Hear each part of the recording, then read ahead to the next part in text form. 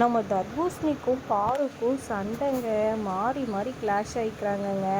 நீ என்னம்மா நீ என்ன பெரிய இது மாதிரி சொல்லிட்டு இருக்க, கொஞ்சமாச்சும் இது இருக்கணும் அது இருக்கணும் இவர் ஒரு பக்கம் சொல்ல, என்னென்ன நீ பாட்டுக்கு உன் இஷ்டத்துக்கு நீ பாட்டுக்கு மண்டையில் கொஞ்சம் வாங்கி இதை பண்ணு அதை பண்ணுன்னு பாரு ஒரு பக்கம் சண்டை போட, அந்த இன்டர்பர்சனலுன்ற வார்த்தையே வந்துட்டு நான் தான் யூஸ் பண்ணேன், அதை நீ தான் யூஸ் பண்ண மாதிரி நீ பில்டப் பண்ணி நீ தான் பேர் வாங்கிக்கினேன். அது மட்டும் இல்லாமல் 4 பேர் 4 விதமாக பேசுவாங்கன்ற டைலாக்கை சொன்னது நான், ஆனால் நீ சொல்லி நீ வந்து பேர் வாங்கிக்கிற. இந்த மாதிரி நிறைய வார்த்தைகளை நான் தான் வந்து யூஸ் பண்ணேன், நீ வந்து எல்லாத்தையும் இது யூஸ் சொல்லி நீ வந்து பேர் வாங்கிக்கிற.